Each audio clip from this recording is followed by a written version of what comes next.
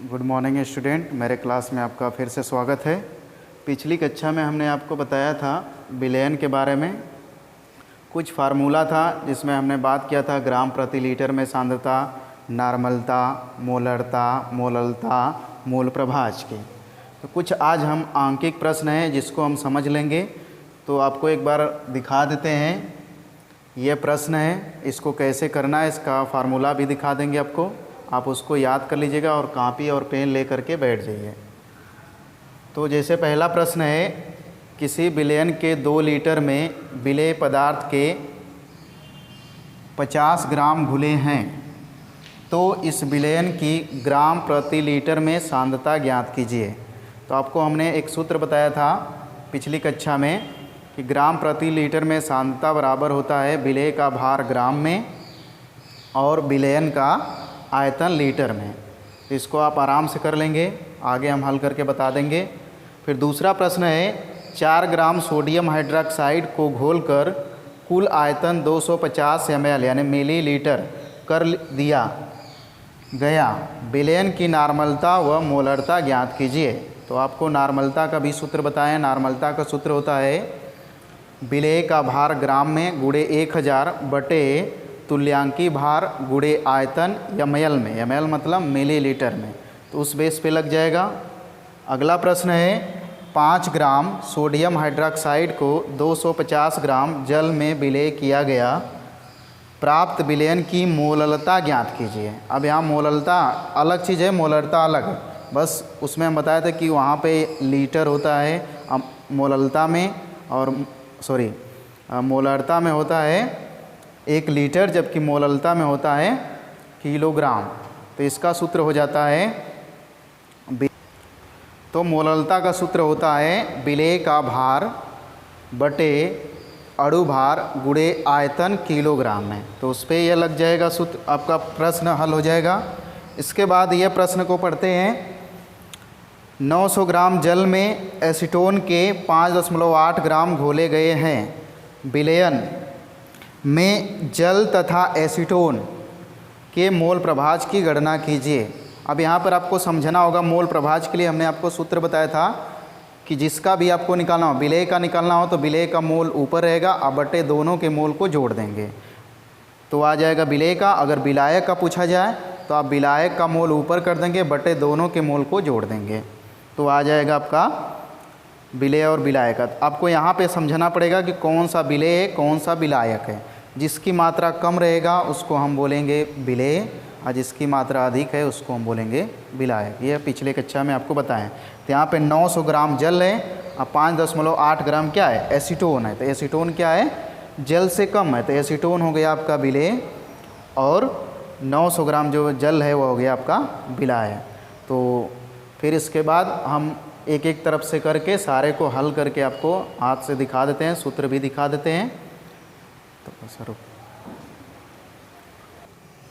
चलिए, तो पहला प्रश्न करते हैं। जो पिछले बार आप देखे प्रश्न जो समझा दिए थे, किसी विलयन के 2 लीटर में 50 ग्राम विलेय पदार्थ घुला हुआ है। तो यहाँ पे देखिए, उसमें ज्ञात करना था विलयन का सांद्रता ग्राम प्रति लीटर में। तो ग्राम प्रति लीटर में सांद्रता, विलेय का भार ग्राम में बटे विलयन का आयतन लीटर में। ठीक है, तो यहाँ पे रखते हैं। तो दिया है आपका, किसी विलयन के 2 लीटर में विलेय पदार्थ के 50 ग्राम घुले हैं। तो विलयन का आपका आयतन दिया हुआ है 2 लीटर और 50 ग्राम घुला है, तो विलेय का भार 50 बटे 2 बराबर हो जाएगा 25। एकदम सिंपल है, इसको आप ग्राम प्रति लीटर ऐसे लिख सकते हैं, नहीं भी लिखेंगे तो कोई बात नहीं। फिर इसके बाद इसको समझ गए ना, क्या हुआ, ग्राम प्रति लीटर में सांद्रता, विलेय का भार ग्राम में बटे विलयन का आयतन लीटर में। तो आपका प्रश्न ही कह रहा है किसी विलयन के 2 लीटर में विलेय के 50 ग्राम, तो विलेय का भार हो गया 50 और बटे आयतन हो गया 2 लीटर, तो 2 इसको डिवाइड कर दिए, 25 ग्राम प्रति लीटर हो गया। दूसरे प्रश्न को आप देखिए, 4 ग्राम सोडियम हाइड्रोक्साइड को घोलकर कुल आयतन 250 ml कर दिया गया, विलयन की नॉर्मलता एवं मोलरता ज्ञात कीजिए। तो आपका दिया हुआ है यहाँ पे नॉर्मलता के लिए विलेय का भार गुणे 1000 बटे तुल्यांकी भार गुणे आयतन ml में। तो नॉर्मलता ज्ञात करने के लिए पहले यहाँ पे चेक कर लीजिए, दिया क्या है विलेय का भार, तो 4 ग्राम सोडियम हाइड्रोक्साइड यानी 4 यहाँ पे गुणे 1000 कर देंगे डायरेक्ट, 1000 बटे तुल्यांकी भार कैसे निकालेंगे आपको बता देते हैं।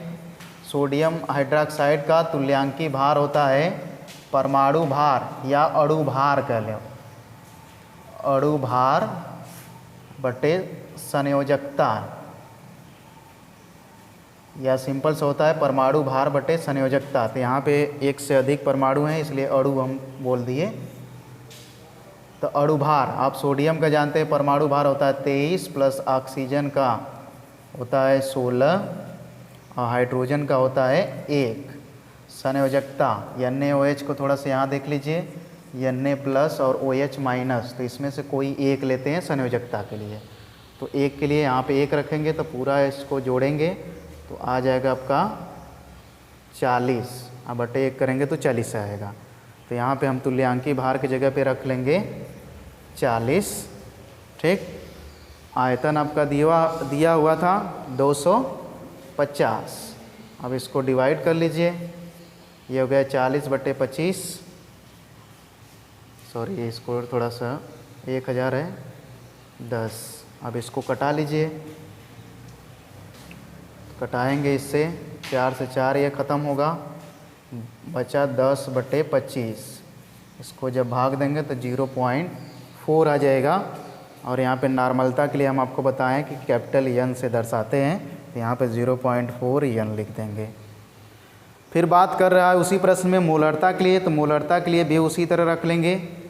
देखिए विलेय का भार ग्राम में, तो रखिए थोड़ा 60 में देख लीजिए 4 हो गया, बटे अणु भार आपका देख लीजिए, अणु भार आप निकाले थे थोड़ी देर पहले 40 आया था, 40 गुणे आयतन, आयतन यहाँ लीटर में दिया हुआ है तो वहाँ पे ml में था प्रश्न में, तो यहाँ पे क्या कर देंगे 250 को बदल देंगे लीटर में तो ऊपर हो जाएगा 1000। जब 1000 हो जाएगा तो जो उत्तर इसका आया था तुल्यांक नॉर्मलता का, वही उत्तर आ जाएगा मोलरता का, यानी 0.4 यहाँ पे लिख देंगे कैपिटल M। ठीक है, इतना समझ में आया।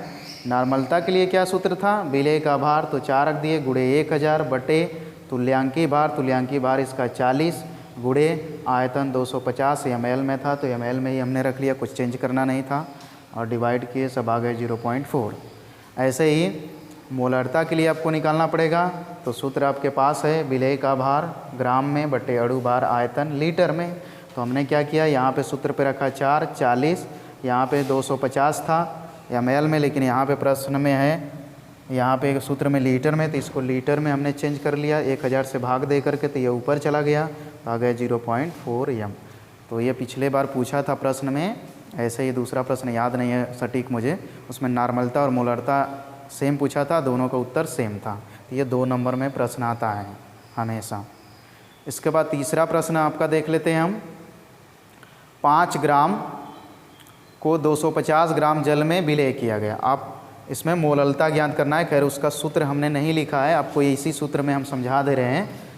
देखिए मोलरता के लिए हमने बताया था जो आयतन होता है मोलरता में लीटर में, उसके जगह पे हम कर देंगे किलोग्राम में।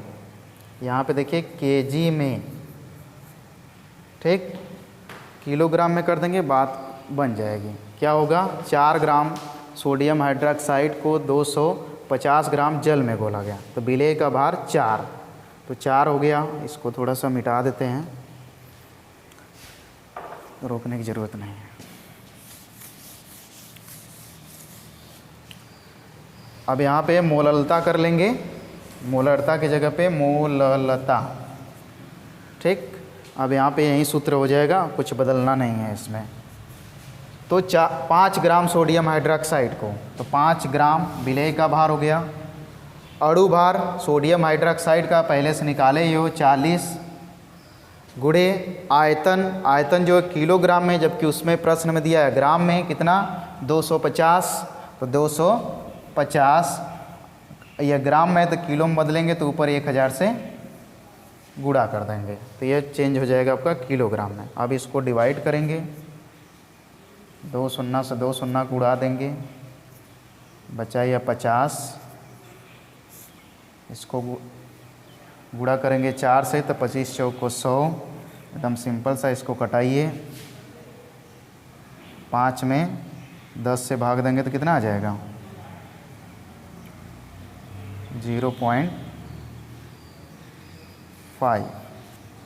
यहाँ पे क्या है, मोललता के लिए आप जानते हो स्मॉल एम से दर्शाते थे, स्मॉल एम हो जाएगा। ठीक, तो ये सिंपल है। मोललता, मोलरता, नॉर्मलता लगभग सेम जैसे लगता है। अब एक आपका और प्रश्न है, वह थोड़ा लंबा जाएगा, इसलिए सबको मिटाना पड़ेगा हमें। आपका अगला प्रश्न है, 900 ग्राम जल में एसीटोन के 5.8 ग्राम घोले गए हैं। विलेय और विलायक यानी एसीटोन और जल की मोल प्रभाज की गणना करना है आपको। ठीक, तो सबसे पहले हम समझ लेंगे कि विलेय कौन है। विलेय कौन है, एसीटोन है। विलायक कौन है, जल है, क्योंकि भाई 900 ग्राम क्या है, जल है, और 5.8 ग्राम एसीटोन है। तो एसीटोन हो गया विलेय, और 900 ग्राम जो जल है वो हो गया विलायक। तो क्या करना होगा, आप सूत्र थोड़ा सा देख लीजिए। विलेय का मोल प्रभाज, तो विलेय का हमें चाहिए मोल, बटे विलेय और विलायक दोनों के मोलों की संख्या चाहिए। तो सबसे पहले हम क्या करें, विलेय और विलायक के मोलों की संख्या पता कर लें। तो आप जानते हो मोल कैसे निकालते हैं, तो यहाँ पे लिख लेते हैं विलेय का मोल। विलेय का मोल क्या होगा, आपको बताएं, अणुभार बटे इसका होता है भार बटे अणुभार, भार बटे अणुभार। तो भार कितना दिया हुआ है, विलेय का निकालना का मतलब कि एसीटोन का थोड़ा सूत्र जान लीजिए, CH3CO, CH3 होता है एसीटोन का सूत्र। तो भार इसका दिया है 5.8, और भार निकालना होगा। सारे के परमाणु भार को जोड़ दीजिए। सारे के परमाणु भार को कैसे जोड़ेंगे, कार्बन का होता है 12, ठीक, कार्बन का कितना होता है 12, प्लस हाइड्रोजन का होता है 1, तो पर 3 है तो 3, प्लस कार्बन का फिर 12, प्लस ऑक्सीजन का आप जानते हो 16, फिर कार्बन का 12, प्लस हाइड्रोजन का 3 हो जाएगा। 1 होता है पर 3 हाइड्रोजन है 3। सबको आप जोड़ेंगे तो आपका आ जाएगा 58। आप जोड़ लीजिएगा, आ जाएगा 58। इसको डिवाइड करेंगे तो 0.1 आ जाएगा मोल। किसका आ गया, एसीटोन का मोल हमें पता चल गया, नहीं विलेय का मोल हमें पता चल गया। अब हमें पता करना है विलायक का मोल। विलायक का मोल, विलायक में कौन सा है भाई, जल है, ठीक, जल है। तो जल का भार कितना दिया है 900 ग्राम।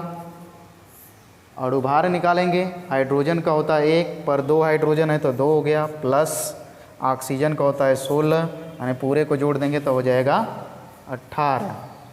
तो इसका भाग देंगे तो 18 5 90, यानी 50 आ जाएगा।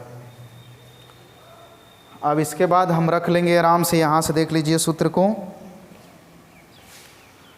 विलेय का मोल प्रभाज। विलेय का मतलब एसीटोन का मोल प्रभाज, CH3CO CH3। विलायक का मोल प्रभाज यानी जल का मोल प्रभाज, ठीक। तो विलेय का मोल कितना आया था, विलेय का मोल यानी एसीटोन का मोल कितना आया था 0.1। तो 0.1 डिवाइड मतलब भाग देंगे, विलेय और विलायक दोनों को जोड़ दीजिए, विलेय का यह, विलायक का यह, 0.1 + 50। अब इसको आप भाग दे लीजिएगा, जो आएगा वह आंसर इसका हो जाएगा। कुछ आप भी करेंगे तब ना। विलायक का मोल यानी जल का निकालिए, तो यहाँ पे विलायक का मोल रख देंगे। विलायक का मोल आपका कितना आया था 50, तो यहाँ पे आप रख लीजिए 50। वहीं विलेय और विलायक 0.1 + 50। अब इसको भी आप जोड़ करके डिवाइड कर दीजिएगा, जो आएगा वो इसका आंसर हो जाएगा। तो 4 प्रश्न थे, चारों प्रश्न का उत्तर आपको मिल गया। और ऐसे ही आप न्यूमेरिकल करेंगे, इससे ज़्यादा इधर से भी प्रश्न नहीं, इससे ज़्यादा आपका प्रश्न नहीं आएगा। इसके पीछे से आगे भी इसका बताएंगे पार्ट, उसमें भी कुछ प्रश्न आएंगे, तो उसको हम देख लेंगे। तो आज के लिए बस इतना ही। अब मिलेंगे नेक्स्ट क्लास में, तब तक के लिए धन्यवाद।